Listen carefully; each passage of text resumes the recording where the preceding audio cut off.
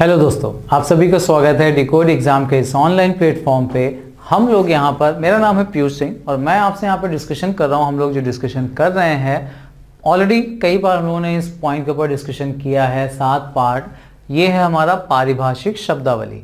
कुछ शब्द जो आपसे पूछे जाते हैं मेंस के एग्जाम में, हिंदी शब्द देके उनका इंग्लिश रूप, इंग्लिश शब्द देके उनका हिंदी रूप। तो इसके ऊपर डिस्कशन हम लोग पहले से भी करते आ रहे हैं। अगर आपने नहीं देखे हैं अभी तक वो वीडियोस तो जरूर देख लीजिए। 8वां पार्ट आज इसका हम आपसे डिस्कस करने जा रहे हैं। यहाँ पे हम लोग आपस में डिस्कशन करते हैं। प्लस 7वां पार्ट जो मैंने आपसे डिस्कस किया था तो कुछ वर्ड्स आपके लिए होमवर्क थे, वहीं से शुरुआत करते हैं। पहला वर्ड था हमारा ये कन्वॉय नोट। कन्वॉय नोट का मतलब होता है वहन पथ। कन्वे करना मतलब अगेन वहन करना, किसी को वहन करना मतलब होता है किसी चीज को अफोर्ड करना, ठीक है ना। तो आप उसको अफोर्ड कर सकते हैं कि नहीं, मतलब आप उसका उठा पाते हैं खर्चा वगैरह, उसको आप संभाल पाते हैं कि नहीं संभाल पाते हैं, ये कहलाता है हमारा कन्वॉय। और इसको हिंदी में बोला जाता है वहन। नोट्स ऑफ कोर्स पत्र के लिए आ गया। तो कन्वॉय नोट का मतलब होता है वहन पत्र, ठीक है ना। ध्यान रखिएगा इस वर्ड को भी। कन्वॉय का मतलब वहन, किसी भी भार को वहन करना मतलब उस भार को संभाल लेना। खर्चे को वहन करना मतलब खर्चे की जिम्मेदारी उठा लेना, ठीक है ना। तो उस चीज को झेलना, संभालना, सहन करना, ये वहन का मीनिंग निकलता है, ठीक है ना। याद रखिएगा वाहन, ये जो लिखा हुआ है वहन पत्र, वहन का मतलब होता है उस चीज को संभालना, झेलना या फिर उसका खर्चा उठाना। ये सारी चीजें आता है कन्वॉय में। Then cooling off period. अब देखिए कूल ऑफ करना मतलब होता है ठंडा करना, शांत करना। इसीलिए यहां पर आपको दिया भी है उपशमन अवधि। उपशमन अवधि मतलब शांत करने वाली जो अवधि होती है, जहां पर हलचल ना हो, जहां पर कोई चीजें परेशान करने वाली ना आए, that is actually called cooling off period. Then co-opt. को का मतलब होता है साथ, साथ देना, सह को रिप्रेजेंट करता है। और ऑप्ट को मतलब होता है वर्ण करना, मतलब होता है अगेन साथ में किसी चीज को संभालना। 2 पर्सन जब मिल के कोई चीज साथ साथ संभालते हैं तब वो उसको सहवर्ण करते हैं। सहयोजित करना, मिलकर एडजस्ट करना, ये भी आ जाता है इसका मीनिंग को ऑप्ट। अब को ऑप्ट करने वाले जो लोग होते हैं उनके लिए आता है को ऑप्टेड मेंबर। मेंबर का मतलब हो गया सदस्य, और को ऑप्ट अभी पढ़ा सहयोजित करना, तो सहयोजित सदस्य, ठीक है ना। मिलते जुलते वर्ड्स हैं, एक ही जगह से रिलेट आ जाता है, ध्यान रखना। अब कोऑर्डिनेट। ऑर्डिनेट करना मतलब होता है किसी के साथ तालमेल, और कोऑर्डिनेट मतलब होता है 2 लोग जब आपस में अच्छे से समन्वय, मिलजुल कर, तालमेल के साथ एक दूसरे की हेल्प करते हुए, एक दूसरे को सपोर्ट करते हुए, सहयोग करते हुए साथ साथ में रहते हैं, that is called coordination. Dance में आपने देखा होगा 2 लोगों के बीच का कोऑर्डिनेशन बहुत अच्छा है, मतलब उनके बीच का जो तालमेल है वो बहुत अच्छा है, ठीक है ना। देन को ओनर, सह स्वामी। को वर्ड सह को रिप्रेजेंट करता है। अब याद रखिएगा ये वर्ड आपको दिए गए थे हिंदी में जो आपको लिखने थे, इंग्लिश में स्वामी के लिए आ गया ओनर और सह के लिए आ गया को। देन ये देखिए अगेन सह उत्तराधिकारी। अब सह के लिए तो को वर्ड आपको लगाना है, ध्यान रखना है। एंड परसीन वर्ड यूज किया गया है तो वो उत्तराधिकारी को रिप्रेजेंट करता है, तो को परसीन, सह उत्तराधिकारी। कॉपी करना, किसी चीज की नकल या प्रतिलिपि हो गया, और कोई पर्सन उसकी नकल नहीं कर सकता, ठीक है ना। इस चीज का अगर आपको अधिकार मिल जाए, जो चीज आपकी है उसको आप ही इस्तेमाल कर सकते हो, कोई उसकी नकल नहीं बना सकता।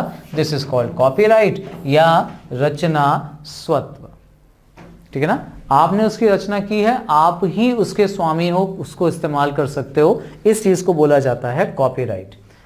हिंदी याद रखिए, देखिए हिंदी में दिया वही बढ़ गया है कॉपीराइट ही, लेकिन इसकी जो एक्चुअल हिंदी होती है वो होती है रचना स्वत्व, ठीक है। स्वत्व इस वर्ड को रिप्रेजेंट करता है। Next coram non juris. न्यायिक अधिकार रहित, जिसको न्याय से अधिकार नहीं मिलते हैं, न्याय से अधिकार जिसको वंचित रखा गया है, न्यायिक अधिकार रहित, उसके लिए आता है कोरम नॉन ज्यूडिस वर्ड, ठीक है ना। तो ये वर्ड्स हमारे पिछली बार के होमवर्क के वर्ड्स हैं, यहीं से हम लोग स्टार्ट करते हैं। चलिए कुछ और इंपॉर्टेंट वर्ड्स देखते हैं। को वर्ड याद रखिएगा, या फिर हिंदी में जो सह वर्ड आता है ना, अगर आपको सह वर्ड मिलता है हिंदी में, उसकी इंग्लिश लिखनी है तो उसमें को वर्ड का यूज करते हुए आपको उसकी इंग्लिश लिखनी पड़ेगी, ये जरूर ध्यान रखिएगा। चलिए नेक्स्ट वर्ड की बात करते हैं, कोरोनर, मृत्यु समीक्षक। मृत्यु की समीक्षा करने वाले पर्सन के लिए आता है कोरोनर, ठीक है ना। कोरोनर मृत्यु समीक्षक, याद रखिएगा इस वर्ड को, शुद्ध हिंदी इसकी यहाँ पे होती है। कॉरपोरेशन, कॉरपोरेशन निगम को रिप्रेजेंट करता है, जहां से ऑपरेशंस को परफॉर्म किया जाता है, कॉरपोरेशन हो जाता है। अच्छा, कॉर्पस डेलिक्टी, अपराध विवरण, किसी भी पर्सन ने जो अपराध किए हैं उनका विवरण देना, उसको डिस्क्राइब करना, उसका डिस्क्रिप्शन देना, ये कहलाता है कॉर्पस डेलिक्टी, ठीक। कॉरेस्पॉन्डेंस, पत्र व्यवहार होता है, मतलब आप कहीं से अपना व्यवहार चलाते हो पत्र के थ्रू, आपने उनको पत्र भेजा, देन वो आपको पत्र भेज रहे हैं, इस तरह का जो बिजनेस वगैरह होता है that is called correspondence.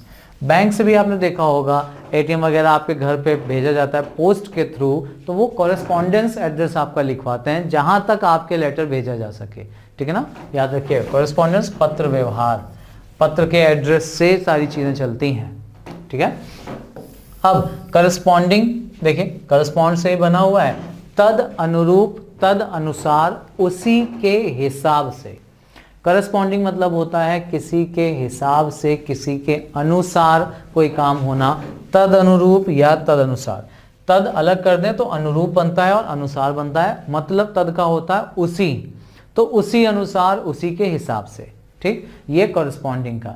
Then कॉरिगेंडम या इरेटा, दोनों वर्ड बहुत इंपॉर्टेंट हैं, दोनों का मीनिंग एक जैसा ही होता है, दैट इज शुद्धि पत्र।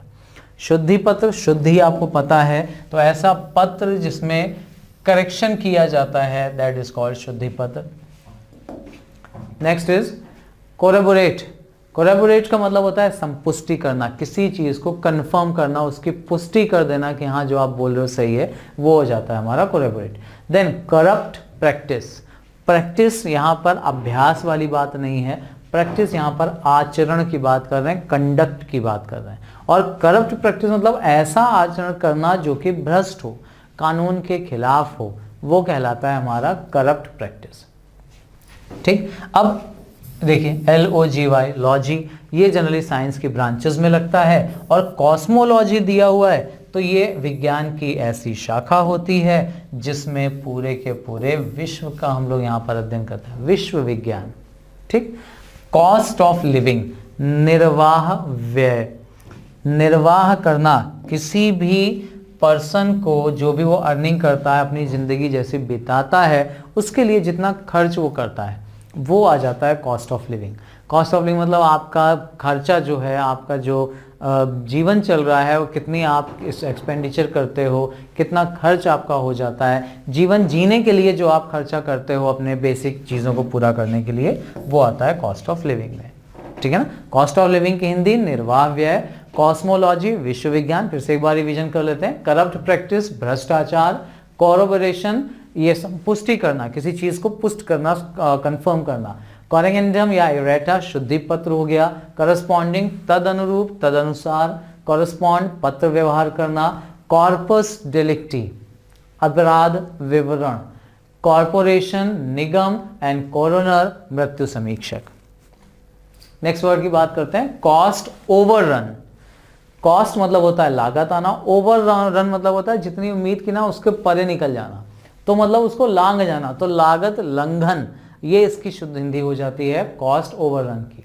काउंसिल परिषद, समिति, सभा, अलग अलग चीजों को रिप्रेजेंट करता है, ये कमेटी को रिप्रेजेंट करता है समिति की तरह से काउंसिल।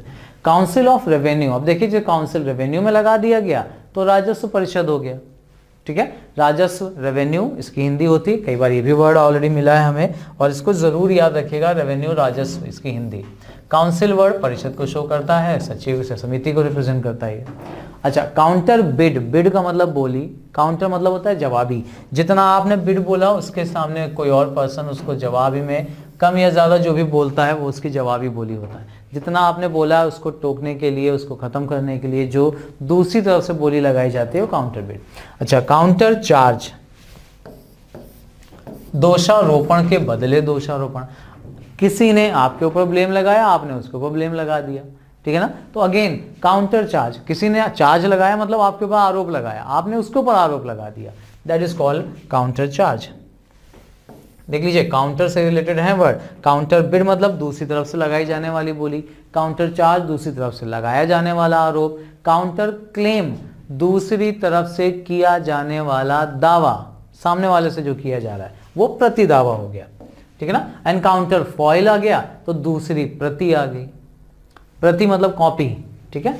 एंड काउंटर पार्ट, हाँ ये भी देख लीजिए, काउंटर पार्ट मतलब प्रतिस्थानी या प्रतिरूप, उसका दूसरा हिस्सा प्रतिरूप, ये याद रखिएगा, या प्रतिस्थानी मिलता जुलता सेम, प्रतिरूप मतलब उसका दूसरा रूप, जो इधर रूप है वही उसका दूसरा रूप, that is called counter part. Counter signature है तो प्रति हस्ताक्षर, प्रति वर्ड देख लीजिए इंपॉर्टेंट है यहाँ पे काउंटर को रिप्रेजेंट करने के लिए।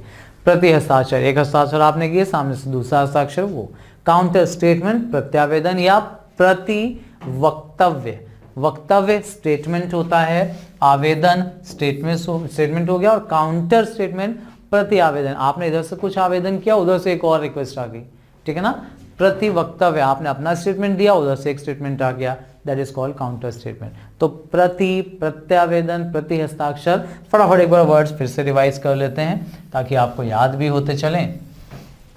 देख लीजिए एक बार फिर से अगेन, काउंटर स्टेटमेंट प्रत्यावेदन, प्रति वक्तव्य, काउंटर सिग्नेचर प्रति हस्ताक्षर, काउंटर पार्ट प्रतिस्थानी या प्रतिरूप, काउंटर फॉइल दूसरी प्रति, काउंटर क्लेम प्रति दावा, काउंटर चार्ज दूसरे की तरफ से आया हुआ आरोप जो किसी आरोप के बदले में लगाया जाए, काउंटर बिड जवाबी बोली, काउंसिल ऑफ रेवेन्यू काउंसिल परिषद हो गया, रेवेन्यू राजस्व हो गया तो राजस्व परिषद, काउंसिल परिषद समिति सभा को रिप्रेजेंट करता है। एंड कॉस्ट ओवररन मतलब जितना उम्मीद की थी उससे बढ़ गई, लांघ गई, तो फिर इसका मीनिंग निकलेगा लागत लंघन, ठीक। नेक्स्ट वर्ड की बात करते हैं, काउंटर फीट, ये वर्ड बहुत अच्छा है। काउंटर फीट डॉक्यूमेंट्स अगर हैं तो मतलब वो जाली दस्तावेज हैं, याद रखिएगा। काउंटर फीट डॉक्यूमेंट्स मतलब जाली दस्तावेज, नकली, इसको रिप्रेजेंट करता है काउंटर फीट वर्ड। तो काउंटर फीट जाली या नकली इसको शो करता है, ठीक। अब काउंटर फीट क्वाइन है तो खोटा सिक्का, अब यहाँ जाली सिक्का नहीं, खोटा सिक्का, वो सिक्का जो काम नहीं करता है। अब देखिए जाली सिक्का दे दिया गया क्योंकि हिंदी के अकॉर्डिंग मीनिंग ले लेते हैं तो जाली सिक्का भी ले सकते हैं, एक्चुअल मीनिंग्स का याद रखिएगा, खोटा सिक्का। अच्छा, कूप मतलब होता है आकस्मिक, राज्य परिवर्तन या तख्ता पलट, किसी राजा को उसके पद से हटा देना, किसी शासक को हटा के वहां पे दूसरा राज ले आना, दैट इज कॉल्ड कूप, ठीक है ना, ये ध्यान रखिएगा। तख्ता पलट जिसको बोला जाता है वो है कूप। अच्छा, कोर्ट न्यायालय है, ये आपको पता है, आराम से आसानी से आप जानते भी हैं इसका मीनिंग। देन कोर्टली लव, संलाप प्रेम, ये एक्चुअली जो रिप्रेजेंट करता है, संलाप एक तरह का ऐसा प्रेम रिप्रेजेंट करता है जिसमें सेल्फिशनेस थोड़ी सी नहीं होती, एक नोबल, एक आइडियल तरह का जो प्रेम होता है उसको रिप्रेजेंट करता है संलाप प्रेम, ठीक है ना। अच्छा, कवर करना, किसी चीज को आच्छादन या किसी चीज को ढकना, ठीक है ना। हालांकि शुद्ध हिंदी की बात करें तो वो आपको आच्छादन वर्ड ही याद रखना है, बहुत अच्छा है। आच्छेदित मतलब ढक जाना, ठीक है ना। पहाड़ों के ऊपर बर्फ आच्छादित हो गई है मतलब बर्फ ने पूरे के पूरे पहाड़ की चोटियों को ढक लिया है, तो ये ध्यान रखिएगा, आच्छादन वर्ड बहुत अच्छा है कवर करने के लिए।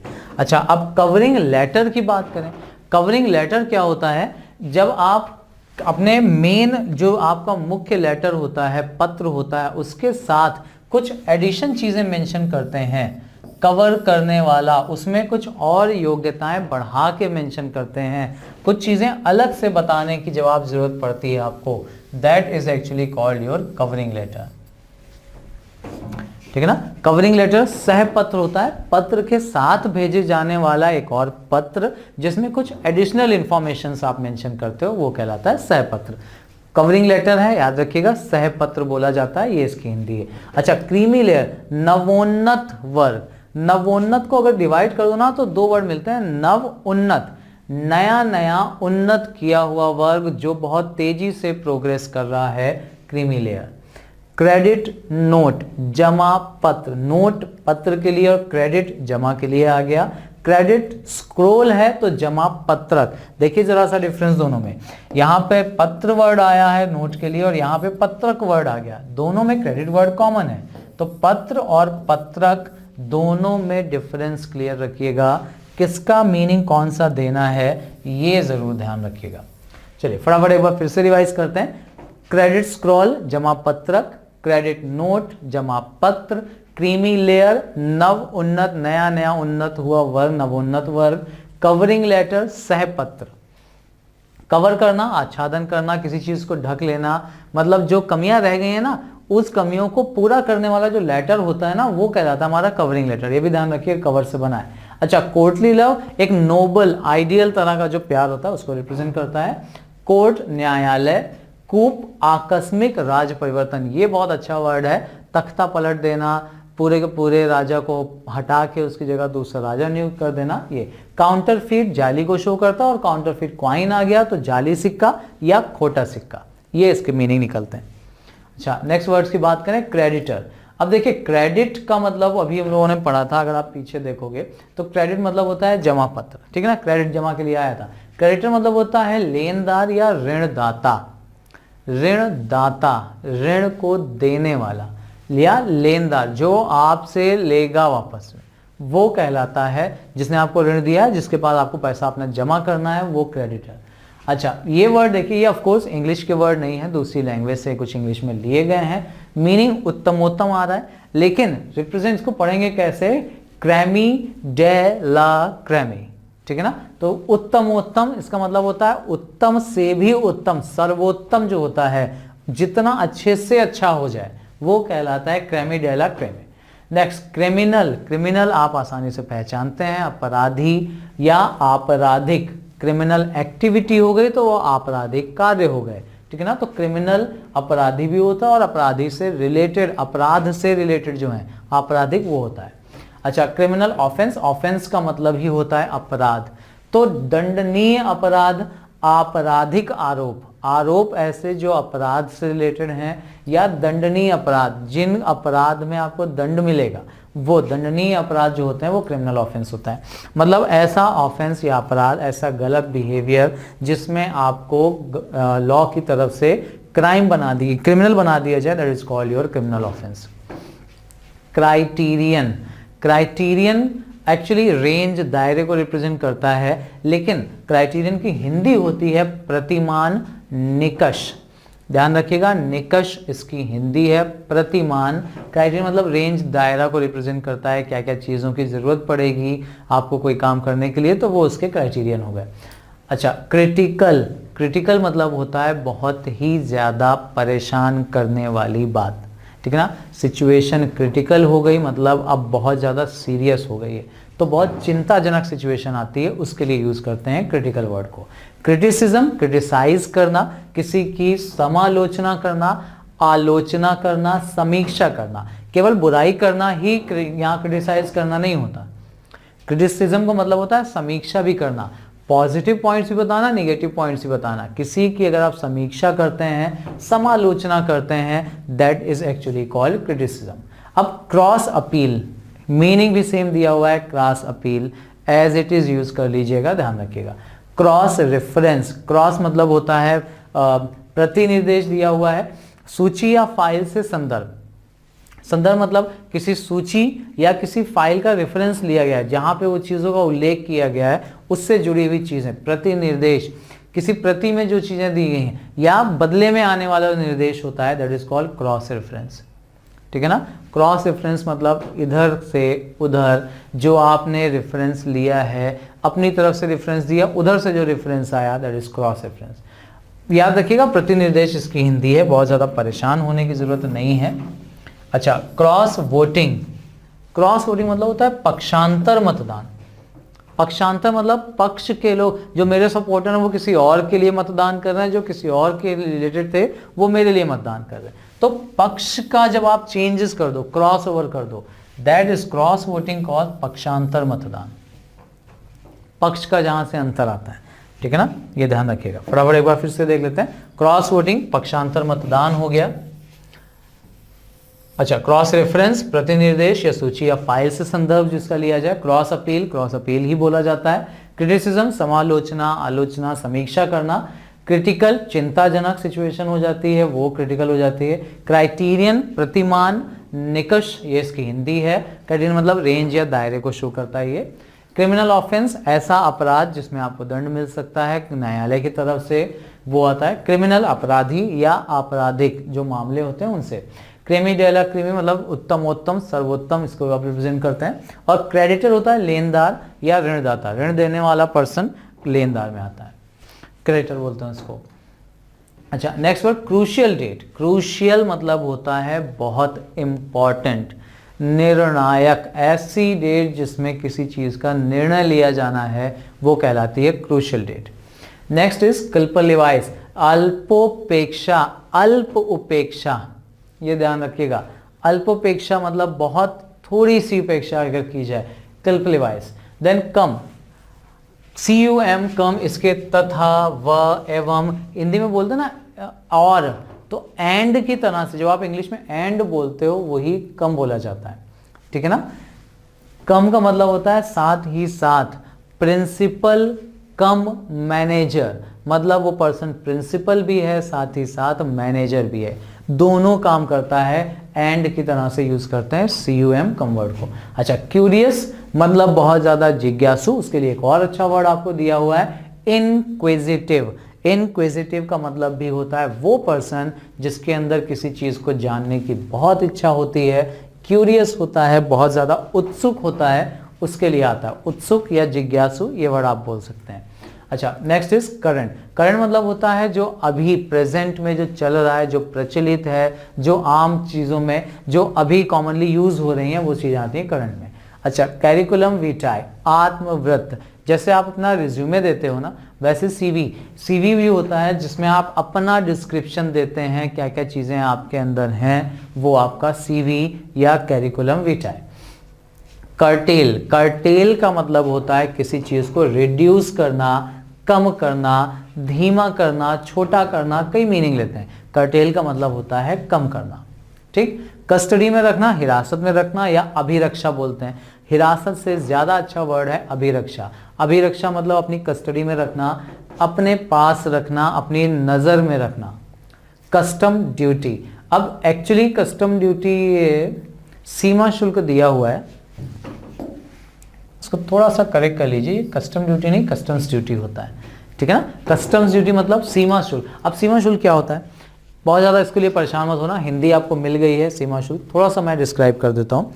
कस्टम्स क्या होता है, जब आप भारत में कोई चीज़ बाहर से लेके आते हैं, इम्पोर्ट करते हैं, तो जो आप टैक्स देते हैं गवर्नमेंट को बाहर से चीज़ इंडिया में लाने के लिए, उस टैक्स के लिए यूज़ किया जाता है कस्टम, ठीक है ना। तो कस्टम्स वर्ड आता है, सीमा शुल्क उसी को टैक्स बोला जाता है। ड्यूटी लगा दिया गया तो भी वो रिप्रेजेंट टैक्स को ही करेगा।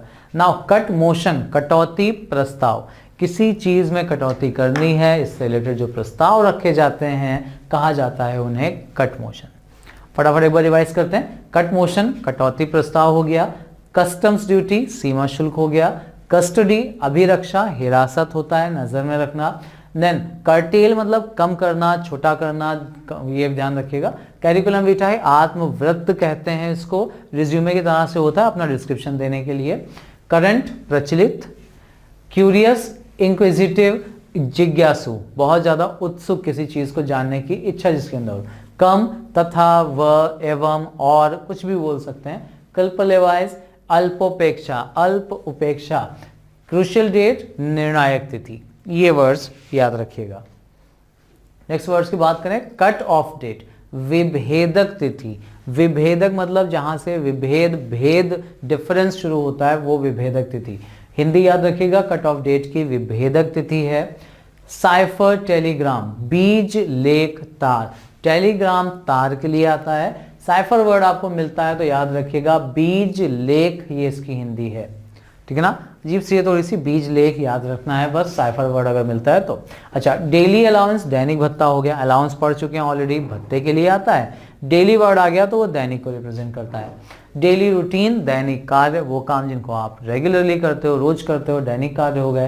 देन डायमी कायमी स्थायी अभिद्युति, ठीक है ना। डायमी कायमी स्थायी अभिद्युति याद रखिएगा, स्थायी अभिद्युति। अभिद्युति इसकी हिंदी दी हुई है डायमी कायमी। स्थायी मतलब होता है परमानेंट, ठीक है। डैमेजेस, हर्जाना, क्षति, नुकसान जो होता है वो आता है डैमेजेस में। अच्छा, देन डैम का मतलब होता है ऋण पर प्राप्त ब्याज पूंजी से अधिक नहीं हो सकता, ठीक है ना। ऋण पर प्राप्त ब्याज, किसी पर्सन को आपने कुछ पैसा दिया, उस पे जो आप इंटरेस्ट लेते हो, सिंपल सा इस पूरे के पूरे वर्ड का मतलब निकलता है कि वो जो इंटरेस्ट होता है, ब्याज, वो जो आपने उधार दिया है, ऋण दिया, उससे ज्यादा नहीं होना चाहिए, ठीक है ना। इंटरेस्ट हमेशा मूल से कम होना चाहिए। ये तो ऋण पर प्राप्त ब्याज पूंजी से अधिक नहीं हो सकता, इसको रिप्रेजेंट करता है डैम ड्यूपेट वर्ड। अच्छा, डैमनोसा हैरिटास, इसका मतलब होता है अलाभदायक विरासत। विरासत है, आपको कोई चीज मिली है वसीयत में, लेकिन वो विरासत जो आपके किसी काम की ही नहीं है, कोई आपको फायदा नहीं दे रही है। देखिए वर्ड इंग्लिश के नहीं है इसलिए थोड़ा सा कंफ्यूज करते हैं। डैमनोसा हैरिटस। नेक्स्ट, दर्शनी हुंडी। दर्शनी हुंडी मतलब ऐसी चीज, ऐसी हुंडी, ऐसा सिग्नेचर जिसको देखते ही, दर्शन करते ही आपको भुगतान देना है। सो देखते ही भुगतान मतलब वो चीज बिल है, कंफर्म है कि वो चीज आप दोगे तो आपको पैसा उसका मिल जाएगा, भुगतान हो जाएगा। दर्शनी हुंडी एज इट इज लिखा हुआ है, तो कंफ्यूज होने की बिल्कुल जरूरत नहीं। दर्शनी मतलब देखते ही आपको, हुंडी मतलब उसका भुगतान करना है।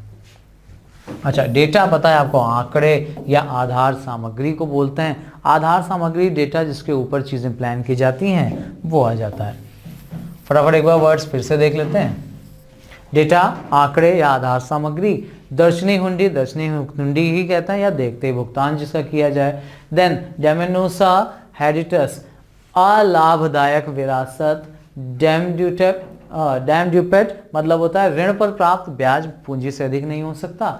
डैमेजेस, क्षति, हर्जाना, इसको रिप्रेजेंट करता है। डैमी अस्थायी अभिद्युति होता है। डेली रूटीन दैनिक कार्य होता है। डेली अलाउंस दैनिक भत्ता होता है। साइफर टेलीग्राम बीज लेख तार होता है। फिर याद रखिएगा साइफर बीज लेख। अच्छा, कट ऑफ डेट विभेदक तिथि होता है, जहां से डिफरेंस आता है। नेक्स्ट वर्ड की बात करें, डेटा प्रोसेसिंग। अब देखो डेटा आया तो डेटा मतलब जो आंकड़े थे हमारे पास उनका प्रक्रमण। अब देखो प्रक्रमण का मतलब होता है प्रोसेस करना, मतलब उनका अध्ययन करना शुरू करना, ठीक है ना। प्रोसेस करना, उनको छानना, खंगालना, अध्ययन करना, data processing. Date of discharge, discharge करना, किसी को फ्री कर देना, मुक्त कर देना, कार्य से, अस्पताल से, दोनों के लिए आता है डिस्चार्ज। तो कार्य मुक्ति की जो तारीख होती है, तारीख डेट के लिए आ गया, ये कहलाता है हमारा date of discharge. Date stamp, date तारीख हो गई, स्टैंप मोहर हो गई, तो तारीख मोहर डेट स्टैंप। डेटिंग मतलब होता है किसी एक पर्टिकुलर दिन को निर्धारित करके उस दिन कोई पर्टिकुलर काम करना। तो तिथि निर्धारण, काल निर्धारण या दिनांकन, दिन को अंकित करना, ये कहलाता है हमारा डेटिंग। डे बुक, रोज नामचा, ऐसी बुक जिसमें रोज के काम लिखे जाते हैं, डे बुक हो जाता है। देन डाई, इनहेरिटेंस या हेरिटेज। हेरिटेज का मतलब होता है विरासत। नेशनल हेरिटेज है, राष्ट्रीय संपदा हो जाती है। डाई भी उसको बोला जाता है, इनहेरिटेंस भी बोला जाता है। इनहेरिट करना मतलब किसी चीज की विरासत संभालना, ठीक है ना। याद रखिएगा, हेरिटेज बहुत अच्छा वर्ड है, die. Then days of grace, रियायती दिन, जितने दिन की किसी पर्सन को रियायत दे दी जाए, छूट दे दी जाए, डेज ऑफ ग्रेस बोला जाता है। अच्छा, ये देखिए दिन प्रतिदिन, डेली, जो आप डेली एक्टिविटी करते हो उसको रिप्रेजेंट करने के लिए एक और फ्रेज, डी डाई इन डाइम। डी डाई इन डाइम मतलब होता है दिन प्रतिदिन, रेगुलरली, डेली, ये याद रखिएगा। डी नोवो, नए सिरे से, कोई भी काम आप नए सिरे से शुरू करते हो, शुरुआत से करते हो, डी नोवो, ये बोला जाता है इसके लिए फ्रेज। अच्छा, डेड अकाउंट, डेड हो गया तो निष्क्रिय हो गया, अकाउंट है तो लेखे की बात होती है, तो निष्क्रिय लेखा डेड अकाउंट कहलाता है। फटाफट एक बार फिर से रिवाइज कर लेते हैं पीछे से। डेड अकाउंट निष्क्रिय लेखा, डी नोवो नए सिरे से, डी डाई इन डाइम दिन प्रतिदिन, डेज ऑफ ग्रेस रियायती दिन, डे, इवन डाइवर्ड यूज किया जाए, इनहेरिटेंस या हेरिटेज, सभी विरासत को रिप्रेजेंट करते हैं। डे बुक, रोजनामचा, ये वर्ड बहुत इंपॉर्टेंट है आपके लिए, याद रखिएगा इसको, चांसेस इसके आने के बहुत ज़्यादा हैं। डे बुक बोला जाता है, डे बुक देके रोजनामचा, रोजनामचा देके डे बुक, कुछ भी पूछ सकते हैं आपसे। डेटिंग, तिथि निर्धारण, काल निर्धारण, दिनांकन, कुछ भी कह सकते हैं। डे स्टैम्प, तारीख मोहर, लिटरल मीनिंग है इसकी, ध्यान रखिएगा। डे ऑफ डिस्चार्ज, कार्य मुक्ति तारीख, कुछ भी मेंशन कर सकते हैं यहाँ पे। डेटा प्रोसेसिंग, डाटा, ये प्रोसेसिंग की हिंदी याद रखिएगा प्रक्रमण, ये इंपॉर्टेंट है। नेक्स्ट, डेड वेट, कुल भार, टोटल मिलाकर जितना भार होता है उसकी बात करते हैं। डियरनेस, अब देखो डियर का वर्ड मैंने आपको बताया भी था, डियर का एक मतलब महंगाई होता है, ठीक है ना। तो डियर का एक मतलब प्रिय होता है, एक मतलब महंगाई होता है। सो डियरनेस अलाउंस, अलाउंस भत्ता हो गया, अलाउंस कई बार वर्ड मिला है, याद रखिएगा इसको, जो बार बार मिल रहे हैं बहुत इंपॉर्टेंट है। अच्छा, तो डियरनेस अलाउंस है तो महंगाई भत्ता हो गया। डेथ कम रिटायरमेंट ग्रेचुटी, अब कम वर्ड हम लोगों ने पढ़ा था, साथ साथ होता है, तो मृत्यु सह निवृत्ति उपदान। अच्छा, डेथ कम रिटायरमेंट ग्रेचुटी, ग्रेचुटी का मतलब होता है परिपक्वता, उपदान, निवृत्ति रिटायरमेंट को शो करता है, डेथ मृत्यु को, तो डेथ कम रिटायरमेंट ग्रेचुटी, मृत्यु सह निवृत्ति उपदान, ये इसकी हिंदी होती है, ठीक है।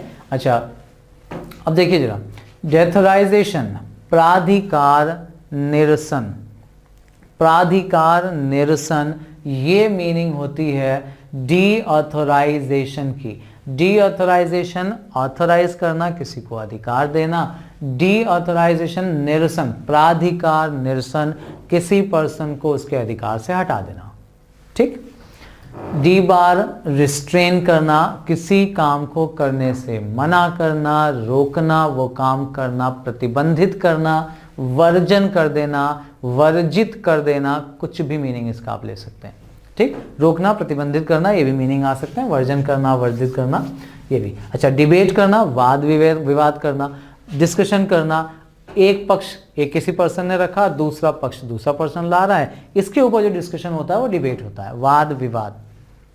डिबेंचर, ऋण पत्र, ये बहुत कॉमन वर्ड है, आपने सुना भी होगा, डिबेंचर ऋण पत्र के लिए यूज करते हैं, सिंपल सी हिंदी है, जरूर याद रखिएगा। अच्छा, अब देखिए ये कैटेगराइज से बना हुआ है, डी कैटेगराइजेशन मतलब कोटिनेशन, किसी को कैटेगरी से हटा देना। यहां देखिए अधिकार से हटाना था, निरसन मतलब हटा देना, मुक्त कर देना, तो अधिकार से हटाना डी ऑथराइजेशन था, डी कैटेगराइजेशन है यानी कोटि, किसी एक लिस्ट से उसको बाहर कर देना। देन डेक्कन हेम, पटसन फसल होती है एक तरह की, सन कोकड़ा भी इसको कहा जाता है, हिंदी थोड़ी इंपॉर्टेंट है, याद रखिएगा, डेक्कन हेम, पटसन या सन कोकड़ा इसको ये कहा जाता है। अच्छा, डिसीज्ड, डिसीज्ड का मतलब होता है मृत, मृतक। अब ये दिशंगत एक्चुअली दिया हुआ है, इसको थोड़ा सा हम लोग करेक्ट कर लें, इसको दिशंगत बेसिकली नहीं, इसे दिवंगत बोला जाता है। जो गुजर गए हैं, जो लोग जिनकी मृत्यु हो गई है, उनके लिए यूज किया जाता है डिसीज। डिसीज वर्ड डेथ को रिप्रेजेंट करता है, ध्यान रखिएगा। डिसीज मतलब मृत, मृतक, दिवंगत। दिवंगत अच्छा वर्ड है जो आपने आपसे सुना भी होगा, फिर हम रिवाइज कर लेते हैं। डिसीज मतलब दिवंगत, डेथ। डेक्कन हेम, पटसन या सन कोकड़ा। देन डी कैटेगराइजेशन, कोटिनिर्सन, डिवेंचर, ऋणपत्र, डिबेट, वाद विवाद। डी बार, रिस्ट्रेन, रोकना, वर्जन करना। डी ऑथराइजेशन, प्राधिकार निरसन, अधिकार से, अथॉरिटी से हटा देना। डेथ कम रिटायरमेंट ग्रेचुटी, ग्रेचुटी उपदान होता है, ये ध्यान रखिएगा। डेथ कम रिटायरमेंट, मृत्यु सह निवृत्ति, मृत्यु के साथ उनकी निवृत्ति यानी रिटायरमेंट को कर दिया गया। अच्छा, डियरनेस अलाउंस महंगाई भत्ता हो गया। एंड डेड वेट कुल भार, टोटल वेट को रिप्रेजेंट करता है। Now last 10 words are decision, विनिश्चय, निश्चय, निर्णय, कुछ भी बोल सकते हैं। डिसीजन लेना मतलब निश्चय करना। डिसीजन ब्रोशर, ब्रोशर मतलब आपको बताया था विवरण देने वाली जो लिस्ट होती है, बुक होती है, विवरणिका इसको कहते हैं, याद रखिएगा। ब्रोशर का मतलब होता है विवरणिका, और डिसीजन ब्रोशर है यानी निर्णय विवरणिका, ठीक। एंड डिक्लेरेशन, डिक्लेयर करना, किसी चीज की घोषणा करना, तो डिक्लेरेशन डिक्लेयर से बना है। डिक्लेरेशन ऑफ ट्रस्ट, ट्रस्ट न्यास स्थापन की उद्घोषणा, डिक्लेरेशन उद्घोषणा है। ट्रस्ट की बात कर रहे हैं तो न्यास स्थापन, न्यास स्थापन, यहाँ पे ट्रस्ट का मतलब सच्चाई वाली बात नहीं कर रहे हैं, ठीक है ना। ट्रस्ट का मतलब उस कमेटी के लिए भी यूज किया जाता है जो किसी चीज की देखभाल करती है, ठीक है ना, उसके लिए वर्ड यूज किया जाता है न्यास। सो न्यास स्थापन की उद्घोषणा, ठीक है ना, घोषणा मतलब डिक्लेयर करना। डिक्लेरेशन पॉलिसी, सूचना पॉलिसी, जो चीजें सूचना के फॉर्म में लोगों तक डिक्लेयर की जाए, डिक्लेरेशन पॉलिसी। डिकोड, हमारी कोचिंग का नाम भी है ये। अब देखिए डिकोड वर्ड जो मतलब होता है, ये तो आपको पता है, किसी भी कोड यानी कूट को डिकोड करना मतलब उसको आसान करना। हिंदी आती है इसके लिए कूट वाचन, याद रखिएगा डिकोड की हिंदी होती है कूट वाचन, ठीक है ना। हमारी कोचिंग का नाम भी है ये कूट वाचन, आप इसको बोल सकते हो, हालांकि हिंदी में अगर आएगा तो बड़ा अजीब लगेगा, इसलिए डिकोड में। अच्छा, डी कंट्रोल, कंट्रोल का मतलब होता है नियंत्रण करना, विनियंत्रण मतलब कंट्रोल हटाना, ये हो जाता है डी कंट्रोल। डेकोरम, शिष्टता, शालीनता, मर्यादा, बोलते हैं ना क्लास का डेकोरम बनाए रखिए, मतलब क्लास की मर्यादा बनाए रखिए, तो ये मर्यादा, शालीनता, शिष्टता इसको रिप्रेजेंट करता है। बहुत अच्छा वर्ड है, सुनाई पढ़ने वाले वर्ड्स में से है ये अक्सर। नाउ डिक्री, आज्ञप्ति, ठीक है ना, आवेदन जो दिया जाता है। डिडक्टिबल लायबिलिटी इंश्योरेंस, अब देखिए इंश्योरेंस का मतलब आई एम श्योर आपको अच्छे से पता है, बीमा को रिप्रेजेंट करता है ये। और लायबिलिटी, डिडक्टिबल लायबिलिटी, अंश वहन, वहन मतलब होता है सहन करना, झेलना, कुछ पार्ट जो किसी चीज का झेल ले, कुछ पार्ट में आपको हेल्प कर दे, that is called deductible liability insurance. अब फटाफट एक बार पीछे रिवाइज कर लेते हैं। इंश्योरेंस, ये इवेंट, डिडक्टिबल लायबिलिटी इंश्योरेंस मतलब अंशवहन बीमा। डेक्री, आज्ञप्ति हो गया। डेकोरम, शिष्टता, शालीनता, मर्यादा, ये मीनिंग हो गए।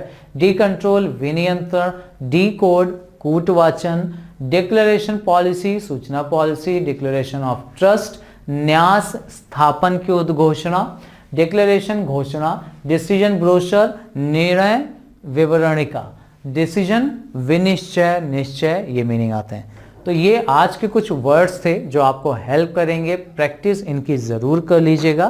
कुछ और इंपॉर्टेंट वर्ड्स के साथ मिलेंगे हम लोग अगले लेक्चर में, लेकिन जाने से पहले एक चीज जरूर ध्यान रखिएगा, आपके लिए आपका होमवर्क। कुछ वर्ड्स आपको यहाँ फिर से वर्ड्स के साथ छोड़े जा रहा हूँ। इंग्लिश वाले वर्ड्स हैं, इनकी हिंदी ढूंढिएगा, हिंदी के वर्ड्स हैं, इनकी इंग्लिश ढूंढिएगा। कंटिन्यू करेंगे इन्हीं वर्ड्स के साथ हम लोग अपने अगले वीडियो में। तब तक के लिए प्रैक्टिस जरूर करते चलें। मिलेंगे हम लोग कुछ और बहुत इंपॉर्टेंट वर्ड्स के साथ अगले वीडियोस में। Thank you very much.